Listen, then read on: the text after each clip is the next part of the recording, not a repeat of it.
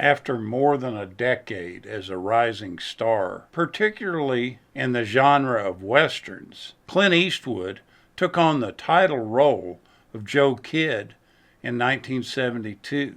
It's a revisionist western written by Elmore Leonard that would also be one of the last films directed by the legendary John Sturges. We meet up with Joe Kidd when he is locked up for poaching on Native American land in the small town of Sonora, New Mexico, on a spring day in 1902. This is 10 years before New Mexico would become the 47th state admitted to the U.S. Being a former bounty hunter, Joe remains neutral when he's invited to join a landowner's posse tracking down the Mexican bandito Luis Chama, played by John Saxon. He is eventually convinced to join this group after one of Chama's attacks hits pretty close to home. This posse is formed and led by the wealthy landowner Frank Harlan, and that's played by Robert Duvall. He has it out for the bandito Chama. The posse is made up of numerous ruthless men. Some of them are armed with really crazy new-style rifles that have a much greater range than previous types of guns did. Now, Jennings Lang gave the script to Clint Eastwood, and it was originally called The Sonora Courthouse Raid.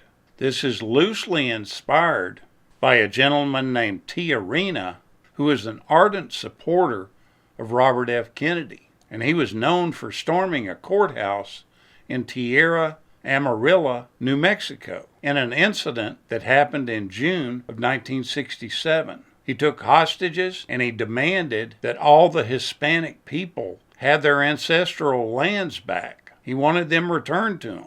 John Sturges directed this film, and he was previously at the helm of some great westerns, like Gunfight at the OK Corral from 1957, The Magnificent Seven from 1960, and Hour of the Gun from 1967. Now, everything was shot at Old Tucson Studios, and it began in November of 1971, and really bumped into scheduling problems with another production that was called The Life and Times of Judge Roy Bean. That was a John Huston film, and they kind of overlapped in their shooting schedules. June Lake, California, which is east of Yosemite National Park, was chosen as the outdoor location for the sequences in the film. Now, it's thought that the actors initially had problems grasping the roles of the three main characters, and they really didn't know how Joe Kidd was going to come across as the hero. The writer says the development was very slow between the three actors, and he thought that was because they were kind of awestruck by getting the chance to work with John Sturges, and they expected him to direct all their actions, and they were supposed to completely surrender authority to him. Now, Eastwood was kind of sick during this time. They thought it was probably a bronchial infection in his lungs, and then the idea of him having panic attacks came up, and that was basically falsely reported. And they found out that he actually had an allergy to horses. Kind of odd that this is the first time that showed up. Anyway, he wasn't as healthy as he normally is on the set. Now, it goes back and forth on what you believe in this movie. There was a lot of complaints about John Sturges on this film, and there's also another side that says that John Sturges had a lot of problems directing Clint Eastwood, and that he actually thought about resigning from the film during the filming. The one thing we do know is that John Sturges was having some trouble with the old bottle during the filming, and he was often drunk on the set. And this resulted in the assistant director taking over the camera on more than one occasion. Apparently, Clint Eastwood was terribly annoyed and disappointed with Sturges. He felt like Sturges showed a real lack of professionalism during the shooting of this movie, and that he basically compromised the entire film. This was thought to be an excellent film on paper, and after it was produced, it just didn't turn out that way. The thoughts of John Sturges abusing alcohol was echoed by Michael Caine 3 years later during the production of The Eagle Has Landed in 1976. And Michael Caine felt like that film just didn't reflect on the quality of the work that Sturges was really known for in the past, that he was constantly distracted by the drink. In the original script, Louis Chama was a more heroic and multi-layered character, but Clint Eastwood really wanted to be seen as the hero in this film. So this was changed throughout the filming. They felt that Clint needed to be the guy who dealt with all the action. So in the end, Chama was smeared with self-serving cowardice. So it was very clear who the main hero was. The writer, Elmore Leonard, certainly did know something about his classic firearms. Leonard took real special care to ensure that all the weapons, even the optics that they used, were period accurate. He was real precise on this. This is the last time that someone else directed Clint Eastwood in a Western. Clint Eastwood appeared in more Westerns later on, but he directed them all himself.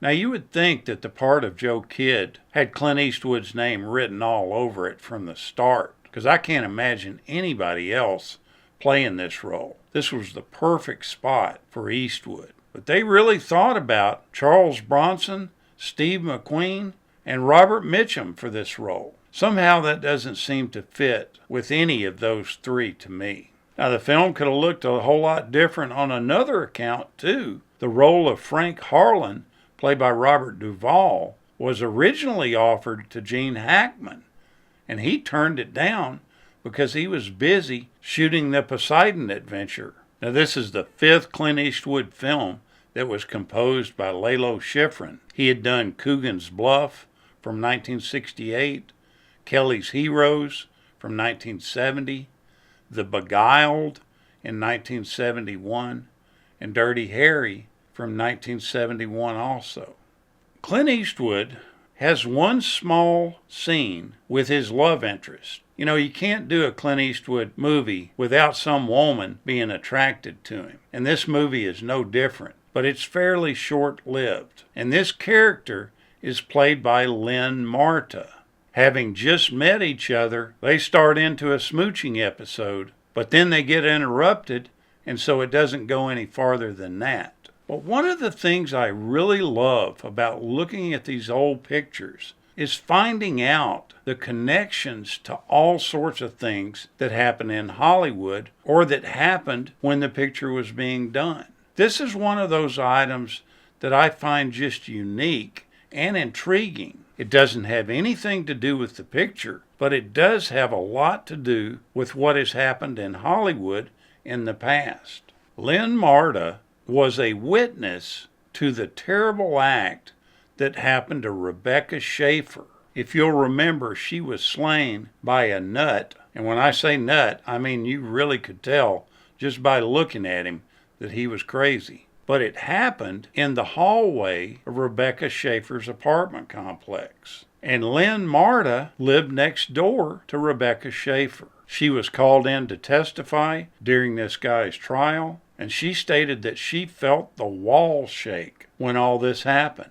She said her cat went flying into the air, and she fell to her knees and crawled into the bedroom. She was scared that somebody was coming down the hall and going to get her too. She did hear Rebecca's first screams, and she's the one that called 911 after she heard all the commotion. After she talked to 911, she went to the door and opened it just a small amount, where the smell of fresh gunpowder was still evident. What a terrible tragedy this was for this young girl to be taken so young. Now, I realize this doesn't really have anything to do with the movie, but I just love these kind of minutiae details that are almost a 6th degree of separation, where things become connected to one another. I find it intriguing. Joe Kidd was released in the United States in July of 1972, and it eventually grossed about $6 million.